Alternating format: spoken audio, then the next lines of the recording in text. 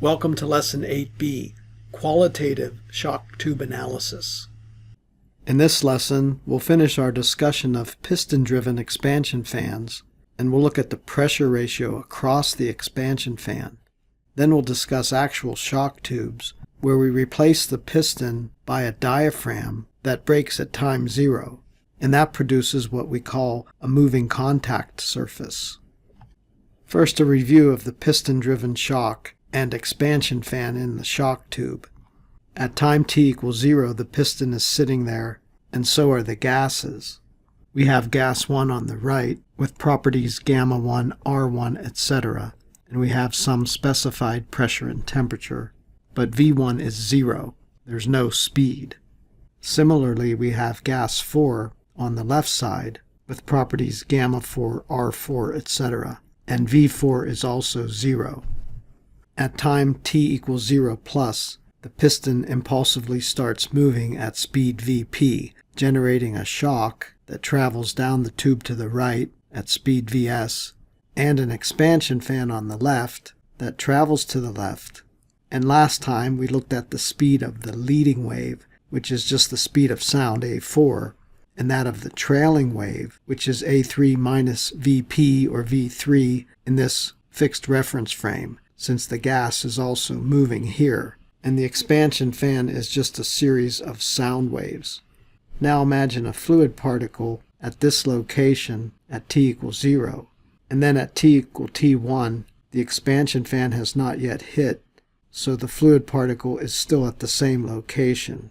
On the xt diagram, the particle starts here and then moves straight up the xt diagram in time until it hits the expansion fan, but when it hits T1, it's still at the same location, and then it curves around through the expansion fan and eventually moves at the same speed as V3, which is Vp.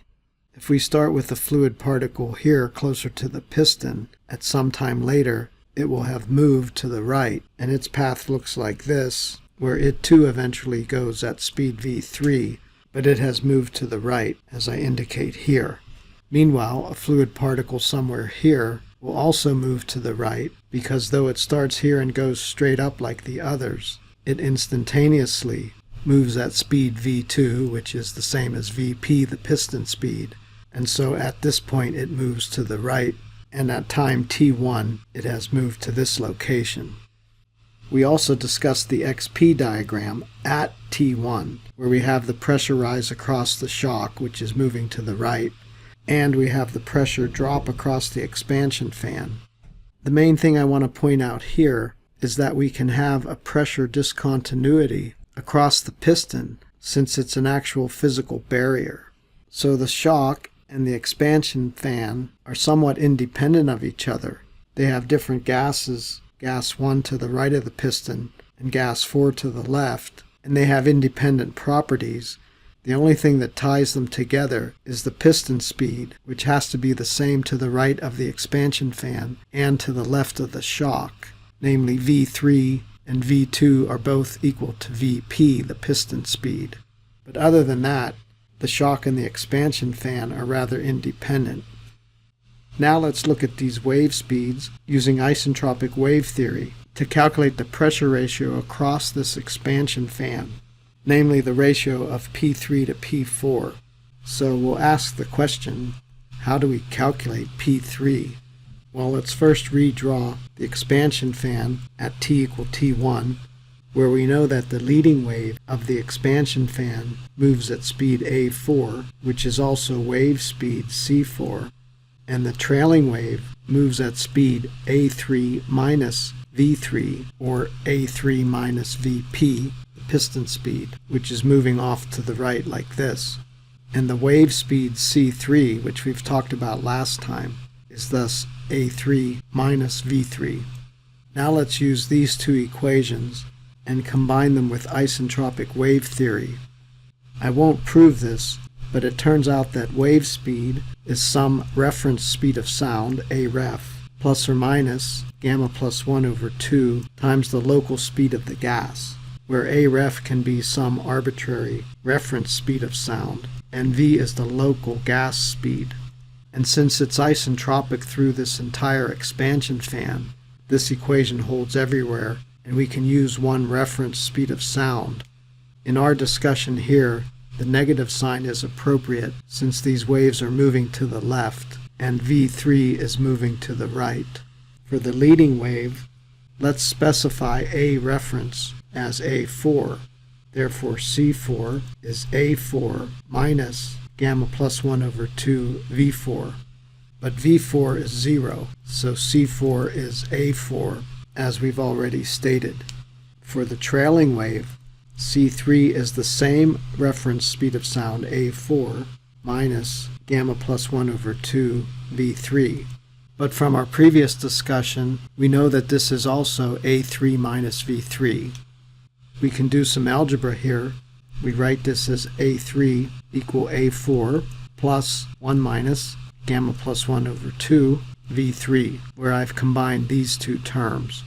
You can show with a little bit of algebra that this is equal to negative gamma minus 1 over 2. And then dividing by A4, we get A3 over A4 is 1 minus gamma minus 1 over 2 V3 over A4. This is a useful expression because we now have a relationship between A3 and V3. But since the expansion fan is isentropic, our old isentropic equations are still valid, namely P over P naught is T over T naught to the gamma over gamma minus 1, or A over A naught to the 2 gamma over gamma minus 1, since temperature is proportional to A squared.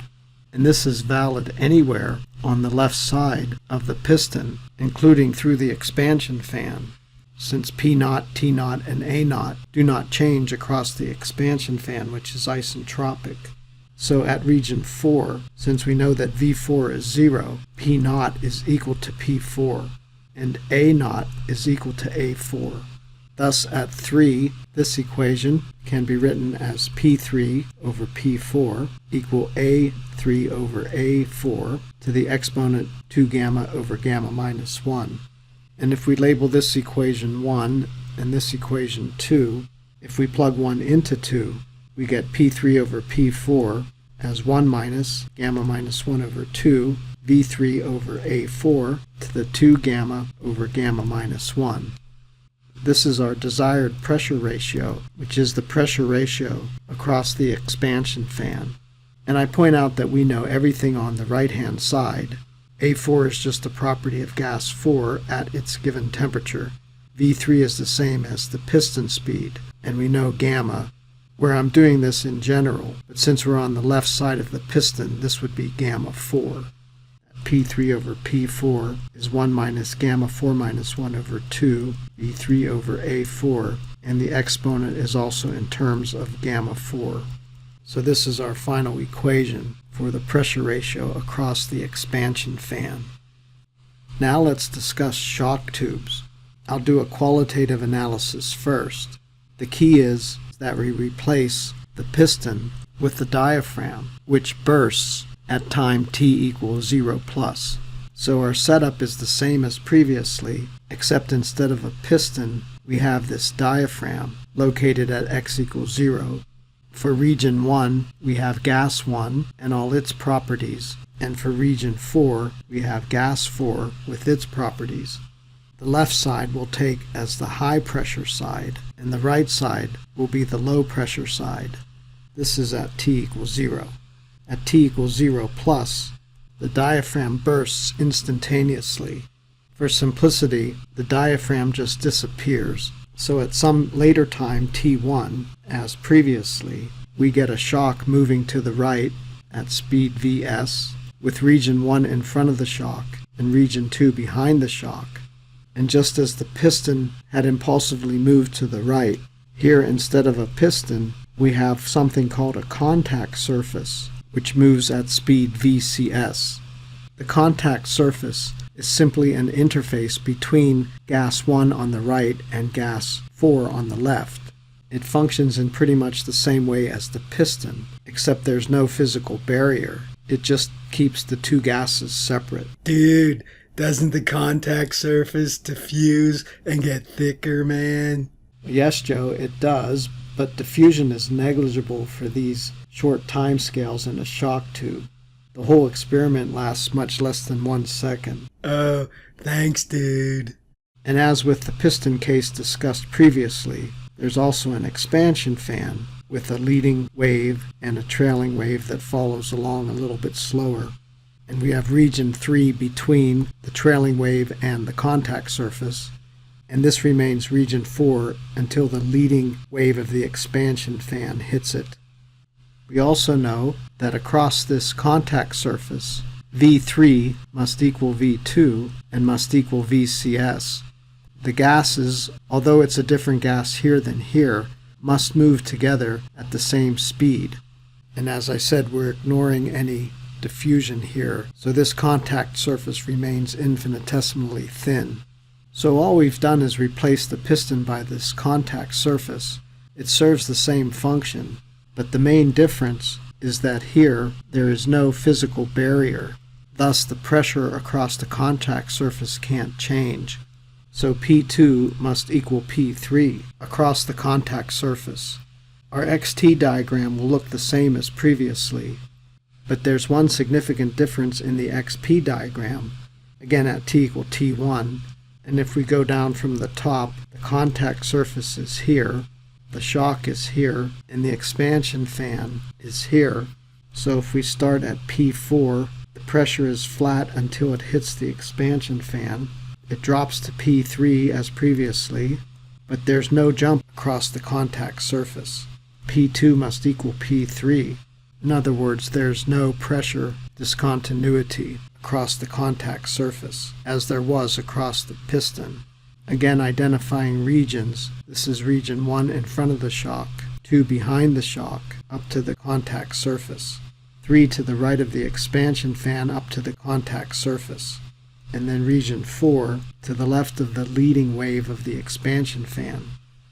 Finally, I plotted all these on the computer to make it cleaner, and I'll look first at the case that we've been talking about. That is the case with a subsonic VCS, namely VCS is less than A3.